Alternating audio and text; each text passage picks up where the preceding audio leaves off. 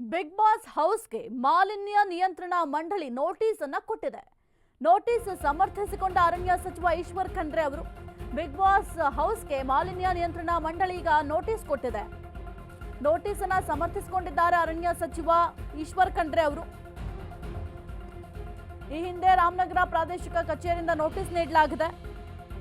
ಸ್ಥಳಕ್ಕೆ ಹೋಗಿ ಪರಿಶೀಲನೆ ಮಾಡಿ ನೋಟಿಸ್ ಕೊಟ್ಟಿದ್ರು. ಈ ಹಿಂದೆ ಎಚ್ಚರಿಕೆ ನೀಡಿದ್ರು ಕೂಡ ಅವರು ಪಾಲನೆಯನ್ನ ಮಾಡಿಲ್ಲ. ಮಾಲಿನ್ಯ ನಿಯಂತ್ರಣ ಮಂಡಳಿಯಿಂದ ಲೈಸೆನ್ಸ್ ಪಡೆದಿಲ್ಲ.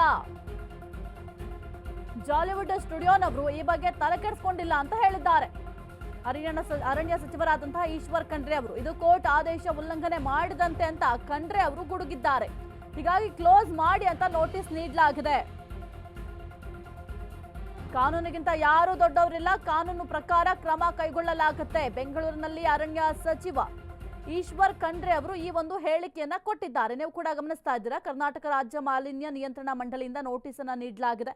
ಇನ್ನು ಶುರುವಾಗಿ ಒಂದೇ ವಾರ ಆಗಿರೋದು ಬಿಗ್ ಬಾಸ್ ಸೀಸನ್ 12 ಕನ್ನಡ ಶುರುವಾಗಿ ಒಂದೇ ವಾರ ಆಗಿದೆ. ಆದ್ರೂ ಕೂಡ ಈಗ ಸಂಕಷ್ಟ ಎದುರಿಸುವಂತಹ ಪರಿಸ್ಥಿತಿ ನಿರ್ಮಾಣ ಆಗಿದೆ. ಸ್ಟುಡಿಯೋಸ್ ಅಂಡ್ ಎಂಟರ್ಟೈನ್ಮೆಂಟ್ ಸ್ಟುಡಿಯೋಗೆ ಈ ಹಿಂದೆ ರಾಮನಗರ ಪ್ರಾದೇಶಿಕ ಕಚೇರಿ ಅಧಿಕಾರಿಗಳು ಮಾರ್ಚ್ 2024ಕ್ಕೆ ಒಂದು ನೋಟಿಸನ್ನು ಕೊಡ್ತಾರೆ. ಅಲ್ಲಿ ಪರಿಶೀಲನೆ ಮಾಡ್ತಾರೆ. ಅವರು ವಾಟರ್ ಆ್ಯಕ್ಟಲ್ಲಿ, ಏರ್ ಆ್ಯಕ್ಟಲ್ಲಿ ಏನು ಪರವಾನಗಿ ತೆಗೆದುಕೊಳ್ಳಬೇಕಾಗಿತ್ತು, ಯಾವುದೇ ರೀತಿಯ ಪರವಾನಗಿ ಅವರು ತೆಗೆದುಕೊಂಡಿಲ್ಲ ಅಂತೇಳಿ ನನಗೆ ಮಾಹಿತಿ ಬಂದಿದೆ. ಯಾಕೆಂದರೆ ಈ ವಿಷಯ ಇವತ್ತು ಬೆಳಗ್ಗೆ ನಾನು ಮಾಧ್ಯಮದ ವರದಿ ಅಂದರೆ ಮಾಧ್ಯಮದಲ್ಲಿ ನಾನು ನೋಡಿದ ಮೇಲೆ ನಮ್ಮ ಮೆಂಬರ್ ಸೆಕ್ರೆಟರಿ ಇಲ್ಲೇ ಇದ್ದಾರೆ, ಕರೆಸಿದ್ದೆ ನಾನು ಏನಾಗಿದೆ ಅಂತೇಳಿ ಅವರಿಂದ ಮಾಹಿತಿ ಪಡೆದುಕೊಳ್ಳಬೇಕು ಅಂತ.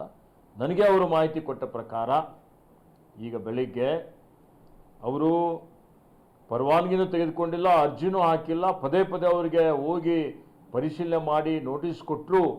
ಅವರು ಅಮ್ಯೂಸ್ಮೆಂಟ್ ಪಾರ್ಕ್ ಇರ್ಬೋದು, ಆ ಆ್ಯಕ್ಟಿವಿಟಿ ಹಾಗೆ ಮುಂದುವರಿಸ್ಕೊಂಡು ಹೋಗ್ತಾ ಇದ್ದಾರೆ. ಇದು ಸರ್ವೋಚ್ಚ ನ್ಯಾಯಾಲಯದ ತೀರ್ಪಿನ ಉಲ್ಲಂಘನೆ ಆಗ್ತದೆ. ಇವತ್ತು NGT ತೀರ್ಪಿನ ಉಲ್ಲಂಘನೂ ಆಗ್ತದೆ.